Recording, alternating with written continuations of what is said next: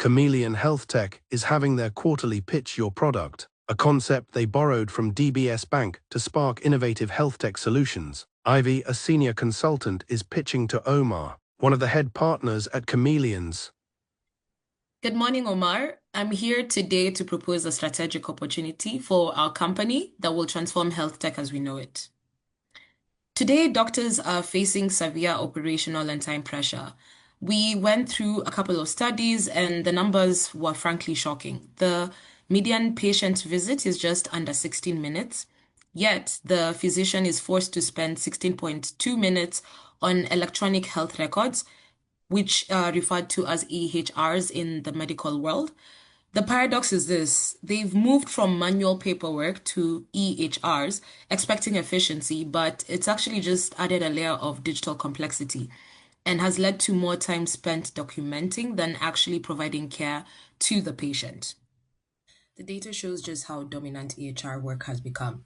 Multiple National Library of Medicine studies find that roughly one third to over half of a physician's workday is spent on documentation and other EHR tasks instead of direct patient care. And in some primary care settings, EHR related activity exceeds 60% of encounter time. The chart on the right reinforces this. Most physicians report that EHR increases a clerical burden and contributes to burnout, with only a minority feeling the EHR meaningfully improves their efficiency or work life balance. Together, these findings support our core premise that EHR workflow is a primary driver of cognitive load and after hours work, and exactly the area our solution targets. So, why is this a problem and why should we even care at all?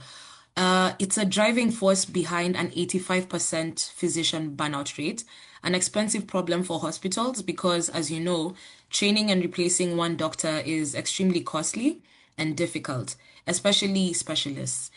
It's also contributed to a shocking 79% of diagnostic errors due to incomplete or missed information in the record and large inefficiencies as doctors are spending almost 50% of their workday on data entry. And for the patient, well, it degrades the therapeutic alliance, which is that fundamental trust between you and your doctor. When you feel rushed, you hold back crucial information, and this is what we call compromise candor. This kind of stress often leads the patient to forget important details, leading to incomplete, rushed decisions and often a missed or delayed diagnosis. Oof. Honestly, the numbers are kind of shocking, and the Mm, problem is clear. very The system is inefficient and dangerous. So I'm going to ask you a question right here. What is the innovative solution we are pitching? Great question, Omar. So, our innovation opportunity is the Digital Intake Assistant, DIA, or as we'll fondly call it, DIA, an AI-powered platform designed to transform the physician's role from a costly data clerk into a highly focused diagnostician. We achieve this by fully automating the intake and documentation process. So I'll just take you through how the tech works. Step one is the patient input. It starts with a conversation. The patient provides their history through text or voice, telling their story naturally, not filling out a sterile form. Step two is the data extraction. Our conversational AI will use natural language processing, NLP, the same kind of technology that powers virtual assistants like Siri or Alexa, to pull out very key clinical details, symptoms, duration, severity, and medications. Then we go to step three, standardization. This is where the magic happens. So we take that raw and structured conversation and we convert it into FHIR resources, which simply stands for Fast Healthcare Interoperability. Forgive me, it's a tough one, that one. Resources. Think of fast healthcare interoperability resources as the universal language or blueprint for healthcare data, making every symptom machine readable and standardized across the industry. And this is where we build the clean data. Then we go to step four, the EHR integration. This perfectly structured data allows for secure instant integration. We secure FHIR are four APIs, an API that is simply a digital gateway and guarantees that DIA can communicate directly with any modern hospital system, the EHR, and instantly updates the patient's record without any manual entry. Finally, the last step, step 5, provider presentation. The doctor then receives a complete structured and instantly synthesized report ready to go. Okay, so could you tell me please about the tech architecture, Ivy? And with so many AI scribes, how does the Diaz AI actually work to create structured data? And that's where we need to differentiate, actually. Completely agree. So that's a core of the innovation. The DIA is a three-layer system: data, intelligence, and security. The AI layer is the engine. Our conversational AI engine uses advanced natural language processing to perform semantic analysis.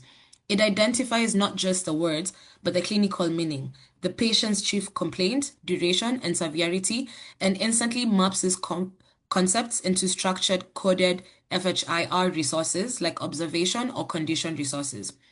This AI standardization is what enables the clinical decision support, generating risk flags that guides the doctor's focus instantly. The data layer secures all raw protected health information, or what is known as a PHI, ensuring it's instantly prepared for healthcare data standards. Okay, so let's confirm that viability. What is the Mhm. financial return for that practice, justifying this investment in sophisticated architecture? So we looked at the viability, and the viability is excellent. By automating the intake and documentation, we conservatively project a potential revenue boost of 104,000, not for the practice, but actually per practitioner annually. This comes from two sources. It will be the increased patient volume due to time savings and a significant reduction in claim denials because the structured data virtually eliminates administrative rejection reasons.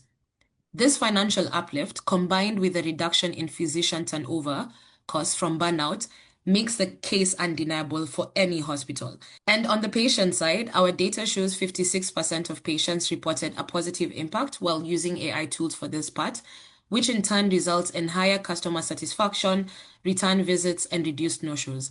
The platform also integrates to existing EHR systems, meaning hospitals do not need to do an entire technical overhaul. All they need to do is integrate this system into the existing systems. So the way that we quantify the impact per clinician is by just reclaiming 30 minutes of documentation time per day at a fully loaded clinician rate of about $400 an hour. We generate roughly $50,000 in annual value. Also, by preventing around 200 avoidable claims denials at typical rework costs and about automating 1,800 manual intake events using benchmarks of $14 to $23 per intake adds another $54,000. Together, this conservative literature anchored assumption supports our total of approximately $104,000 in annual savings per practitioner. All right, but what guarantees us that both patients and doctors will highly adopt this tool? So the DIA is built to serve the clinical relationship, not the bureaucracy. Doctors have complained that traditional EHR tools that often focus on billing and documentation, and for us, the DIA is focused on physician well-being. So for the physician, we give them back their time, we reduce administrative burnout, and provide an instant synthesis of complete history. Crucially, the physician will also still maintain full clinical autonomy. They will always review and validate the draft note. The AI is purely augmented intelligence that enhances, but never replaces human judgment. So it's just a helper. And on the patient side, the intake is easy to use and intuitive. It's a conversational process where they get the time to explain their symptoms thoroughly and feel heard, not judged. Lastly, we're also seeing a large survey that shows majority of patients now view AI in healthcare positively, with about 55 to 60% expecting it to improve quality, access, or efficiency.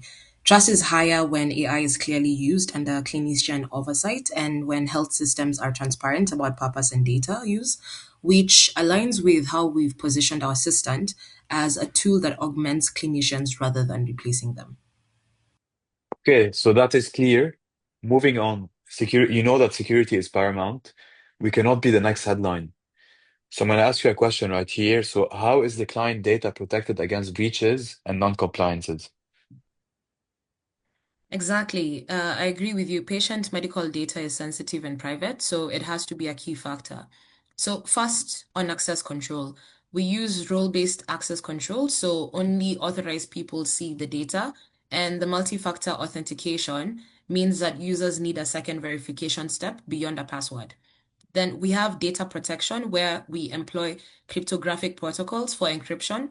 Simply put, we scramble the data in an unreadable code in two places when moving it across the network. Data transmission, and when it's sitting in storage, data at rest encryption.